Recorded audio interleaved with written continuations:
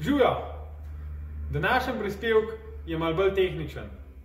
Tema pogovora: visoke grede.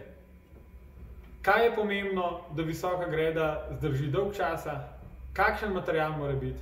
Zakaj jo naredimo na takšen način, kot jo naredimo?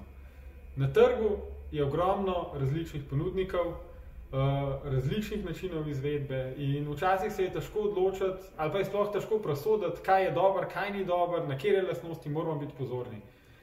In danes vam bom tehnično povedal, kaj pri visoki gredi naredimo mi, da je obstojna, da izgleda lepo, pa da jo lahko na vrtu gledamo še dolga leta. Pa začnimo.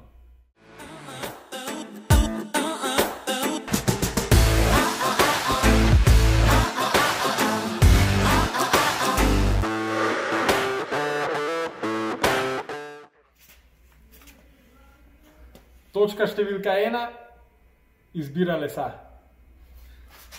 Uporabljamo sibirski macesen, ki je bistveno bolj odporen od smrekovega lesa. To je primer ene deske. Zakaj je sibirski macesen? Ker je gosteje raščen. To pomeni več, kot ima les letnic na centimeter. Bolj je obstojen, bolj je odporen, manj se krivi, manj poka.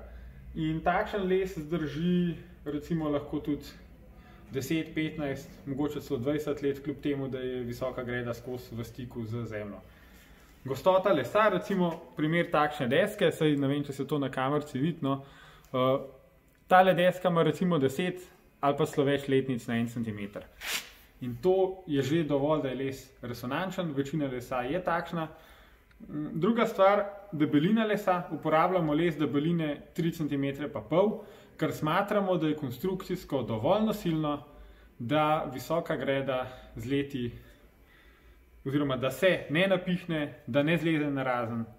Vse to povežemo z inox vijaki, torej ne vroče cinkanimi, ampak inox, zato ker cink pa reagira z macesnovim lesom in posledično bi tisti cenejši cinkani vijaki zleti zarjaveli in popustili. Evo, takole pa izgleda visoka greda čez 5 let. Kot vidite, je les zelo lepo posivel, konstrukcija je še vedno homogena, vse se drži skupaj, vse še vedno opravlja svojo funkcijo, no, pa letos so tudi pridelki že pripravljeni, pa čakamo, da zrastejo. Se že veselim. Točka številka 2. Estetika. Natančnost izdelave, vijaki v liniji, pobrani robovi, brez trzk, brez ostrih robov, podpis. Vse to so stvari, ki lahko sicer izdelavo visoke grede podaljšajo tudi za 100%, se pravi, lahko izdelujemo tudi 2-krat dlje, kot bi jo lahko.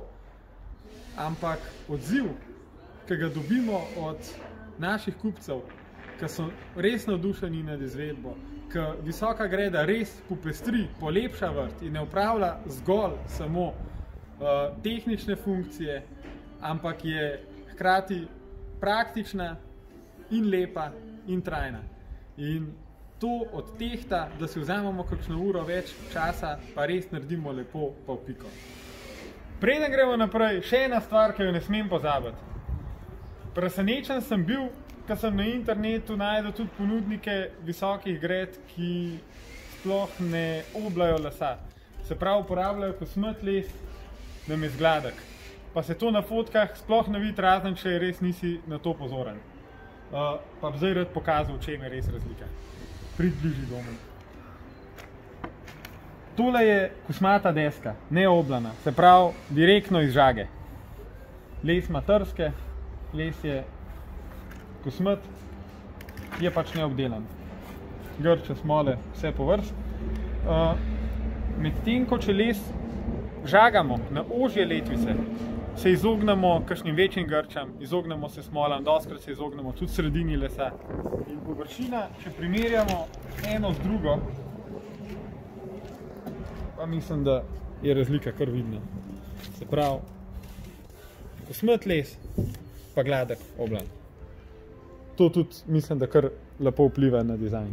Če je visoka greda postavljena direktno na zemljo, ne potrebuje podne.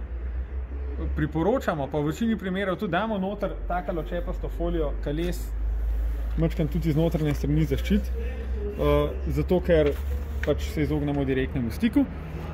Naredimo pa tudi okrog eno tako lično obrobico, zato da ko pada dež, voda ne more teči med folijo pa les, to pomeni spet, da onemogočimo, da bi voda zastajala. Ni sicer to v 100%, ampak če zadržimo večino vode, smo že veliko naredili. Še ena varianta, če ima visoka greda noter pločevino, jo pa lahko uporabimo tudi tam, kjer ni direktno na zemlji, to pomeni na asfaltu, na keramiki, ne vem, kjerkoli drugje na terasi. Pa da pogledamo, kako to izgleda. Spet je okrog zaključna obrobca, zato da voda vmes ne teče, noter pa pločevina, ki visoko gredo v bistvu zatesni, zato da ne more odvečna voda pa zemlja odtekati, recimo po vaši leseni terasi ali pa po keramiki. Kaj to paše. Evo, z moje strani je to danes vse.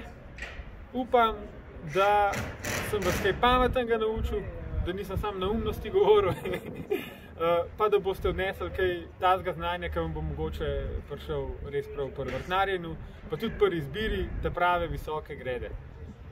Hvala za pozornost, se vidimo, se slišimo, čau, čau.